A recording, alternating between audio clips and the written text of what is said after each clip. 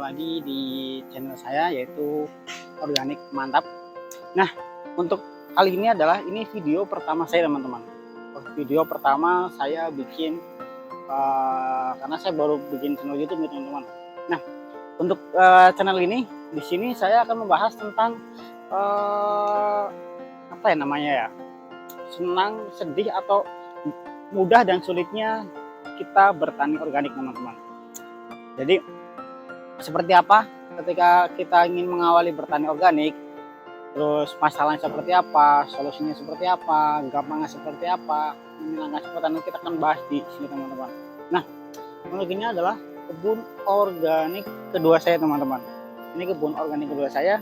Nah, teman-teman bisa lihat sendiri, ini adalah kegagalan saya dalam bertani organik di kebun yang kedua ini, teman-teman. Nanti kita akan bahas kenapa kok bikinnya video tentang kegagalan, teman-teman. Karena apa? Bagi saya itu kegagalan adalah awal dari sebuah keberhasilan. Kalau cuma teman-teman taunya hasilnya saja ketika kita bertani itu bagus, ketika setelah kita menanam itu langsung pasti panen, itu belum tentu, teman-teman.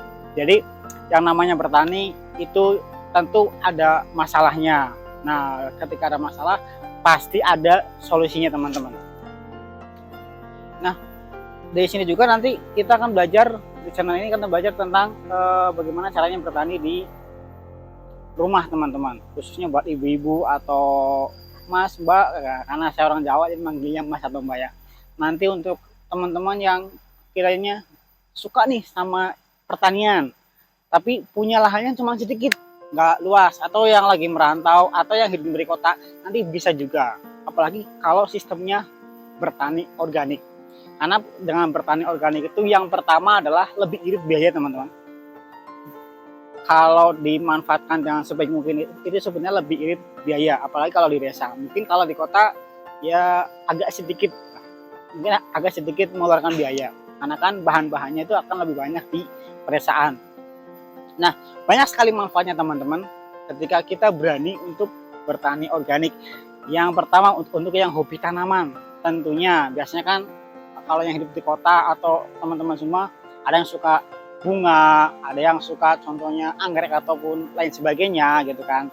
Nah, teman-teman juga bisa mencoba untuk menanam sayuran, apapun sayurannya, bisa untuk hiasan di depan rumah, teman-teman.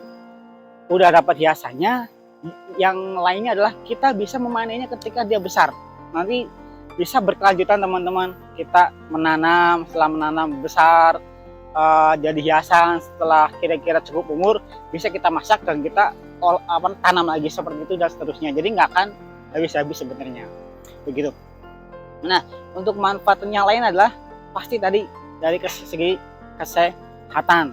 Karena banyak sekarang itu adalah orang-orang yang berpikir lebih baik mencegah daripada mengobati, teman-teman. Kalau untuk sayuran yang biasa konvensional itu kan menggunakan pupuk biasa, teman-teman. Biasanya mungkin saya juga pernah dengar bahwa kalau yang sayuran biasa itu katanya, teman-teman ya, banyak mengandung residu kimia. Nah, untuk yang secara organik itu lebih sedikit, bahkan bisa dibilang tidak ada untuk yang kimia berbahaya, teman-teman ya.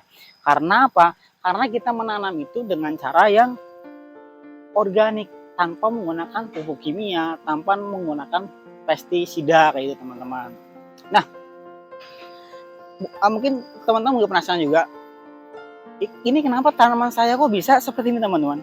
Bisa ibaratnya ada yang besar, ada yang kecil, terus kenapa nggak diurus gitu? Oke, saya cerita di awal, teman-teman. Jadi ini adalah lahan baru saya, teman-teman. Sampai sana sebenarnya awalnya cuman sambil saya menunggu ini, saya juga mengarah ke sana. Baru saya cangkul, teman-teman, dan sebelahnya. Nah, kenapa saya tidak ketika nanam tahu bakal seperti ini dicabut, teman-teman? Itu sengaja, teman-teman.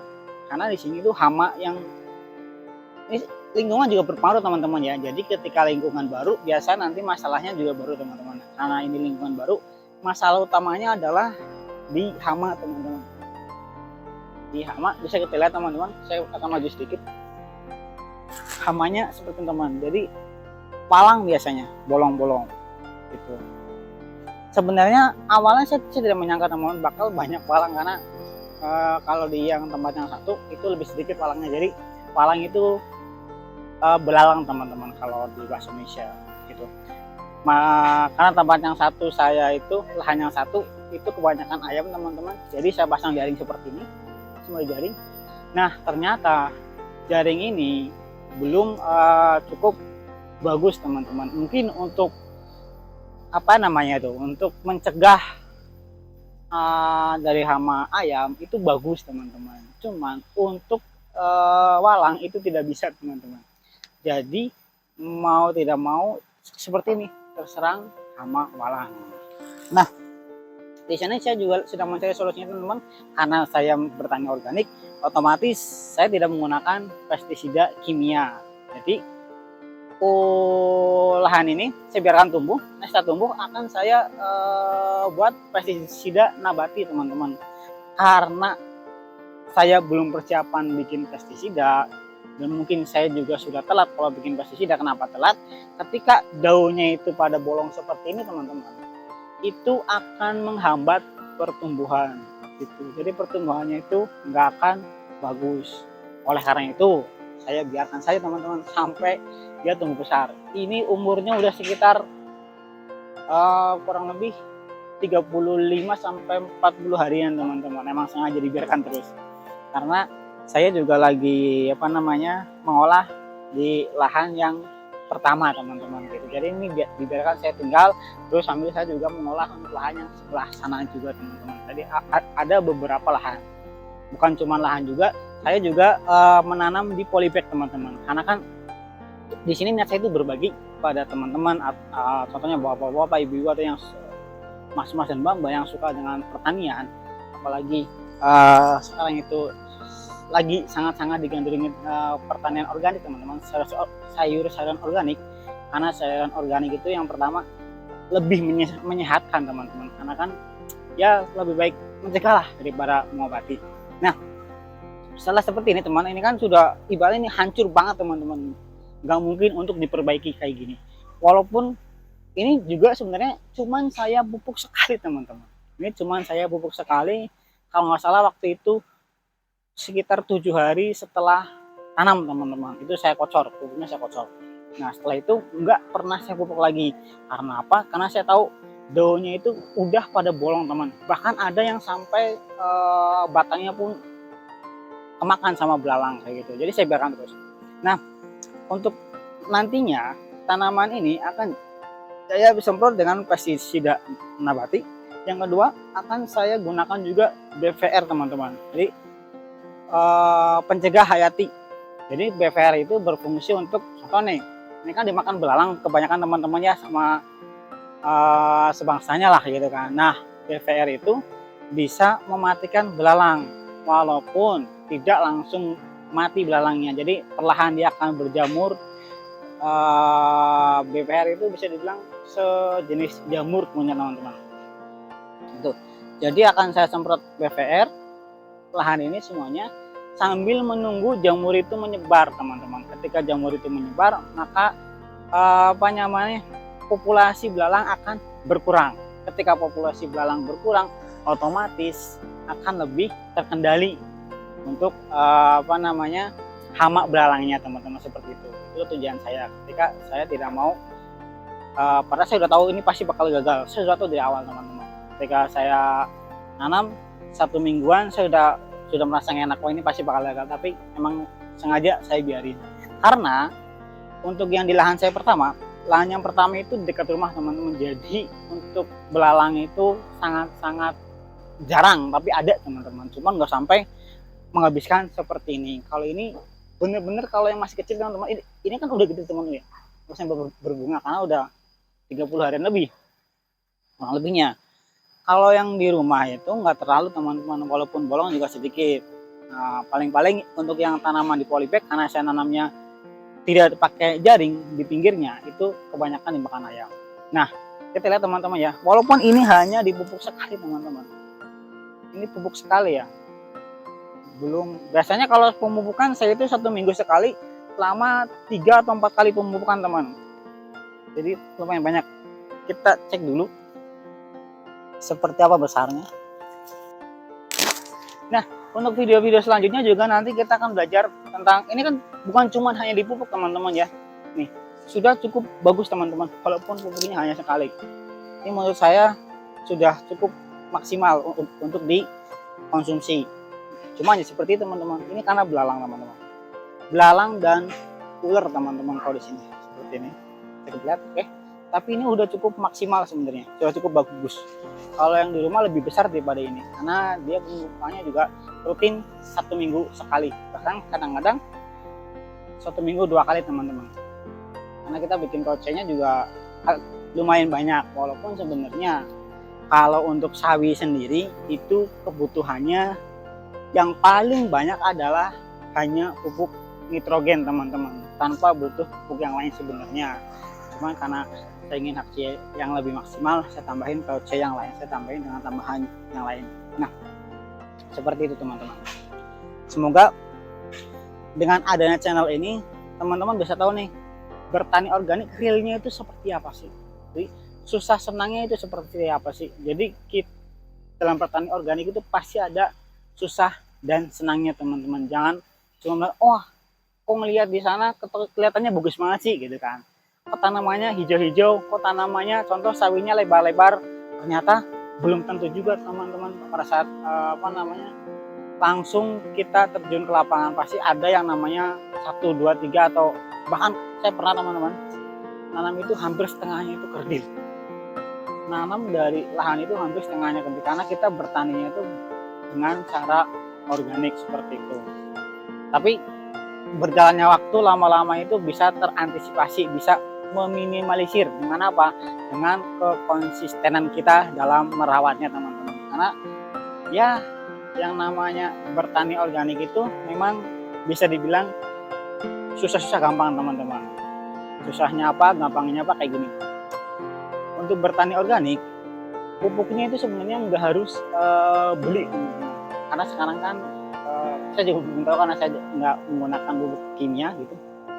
Mungkin nanti channel saya punya 2 channel teman-teman. Yang satu channel ini, nanti yang satu lagi akan saya kasih tahu teman-teman. Satu lagi itu channel untuk melihat perkembangan dengan pupuk kimia. Cuma saya belum bikin karena saya juga belum pernah beli pupuk kimia karena kebanyakan saya menggunakan pupuk organik teman-teman. Dan biar teman-teman tahu ternyata kekurangan menggunakan pupuk kimia seperti ini atau pupuk biasa gitu yang biasa dipakai oleh petani biasa seperti ini. Kalau menggunakan pupuk organik seperti ini. Cuman channelnya saya pisah teman-teman, itu khusus yang untuk kimia atau pupuk konvensional, ini untuk khusus yang pupuk organik biar teman-teman bisa menilai mana yang bagus, mana yang ya standar lah ya teman-teman. Walaupun kalau dilihat dari pertumbuhan itu sebenarnya akan lebih cepat yang dengan menggunakan pupuk konvensional yang digunakan oleh para petani biasa. Itu sudah terbukti bagusnya. Cuman kalau yang organik ya itu tadi susah gampang. Gampangnya itu adalah kita lebih mudah mendapatkan pupuk karena kan bahan-bahannya itu lebih mudah teman-teman. Contoh untuk pemupukan ini saya hanya menggunakan yang pertama 2 teman-teman, pupuk padat dan pupuk cair POC. Nah, untuk pupuk padat saya hanya menggunakan kompos dari campuran rumput dan dari kotoran hewan.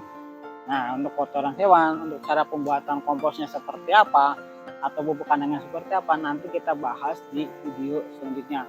Video ini hanya khusus untuk memberitahukan bahwa ternyata ada loh resiko kita bertani, ada loh resiko kita ketika bertani organik, nggak selalu mulus, nggak selalu bagus, pasti ada resikonya gitu teman-teman. Dan untuk mendapatkan pupuk itu saya juga bisa dibilang melakukan bukan penelitian teman-teman ya, pengalaman real, percobaan itu selama kurang lebih 2 atau 3 tahun teman-teman. Ini 2 atau 3 tahun saya coba meracik bagaimana caranya menghasilkan pupuk yang bagus untuk terutama untuk sayuran, karena saya lebih fokus ke sayuran karena saya itu suka dengan sayuran gitu kan. Jadi saya fokus dengan sayuran. Oke teman-teman, nanti untuk video selanjutnya akan saya kasih lihat tanaman yang atau sayuran terutama sawi yang saya tanam di polybag teman-teman, dengan perlakuan yang sama sebenarnya cuman bedanya adalah ketika di polybag itu lebih terkontrol. Kenapa lebih terkontrol? Untuk airnya itu lebih, penyiramannya itu lebih akan bertahan lama teman-teman. Beda kalau di lahan seperti ini, kita harus menyiram itu tiap hari teman-teman. Kalau tidak hujan, tapi kalau hujan, kalau hujan nggak perlu disiram gitu. Walaupun nanti juga ada perlakuan beda lagi teman-teman, pemupukannya ketika musim hujan pupuknya seperti apa, ketika musim kemarau itu seperti apa, nanti juga ada. Jadi tetap setia di channel baru saya teman-teman. Nanti teman-teman akan belajar bareng-bareng sama saya, bukan berarti saya menggurui teman-teman, tapi kita belajar sama-sama bagaimana kita memanfaatkan di bidang limbah yang ada, terutama untuk ibu-ibu atau yang suka masuk ke rumah, memanfaatkan limbah di dapur teman-teman.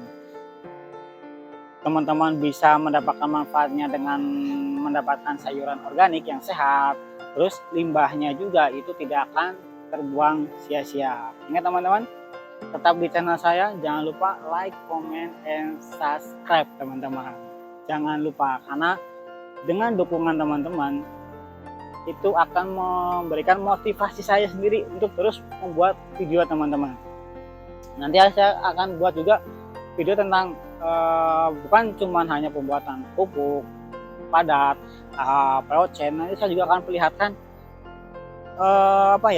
pertumbuhan dari berbagai macam sayuran teman-teman, dari awal benih seperti apa, terus dari awal kita semai, setelah semai kita tanam sampai dia bertumbuh besar teman-teman. Nanti kita akan melihat perkembangannya seperti apa gitu kan.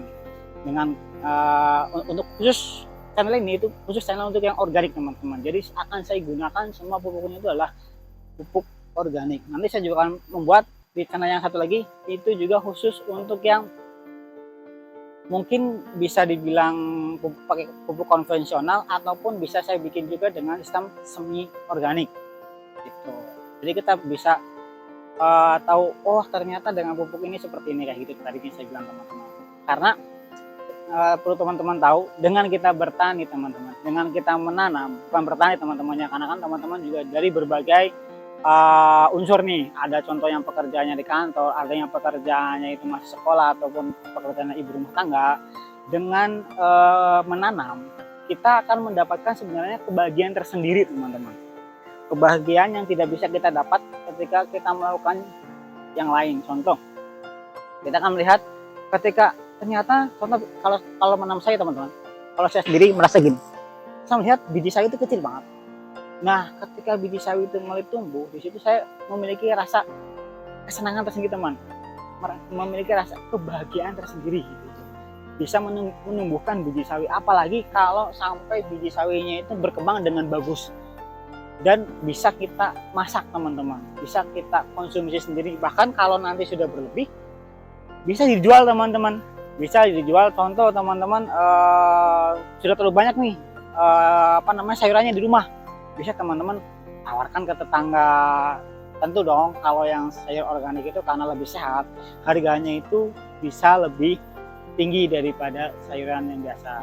Jadi ingat teman-teman, tetap di channel saya di Organik Mantap. Jangan lupa like, comment, and subscribe. Terima kasih. Assalamualaikum warahmatullahi wabarakatuh.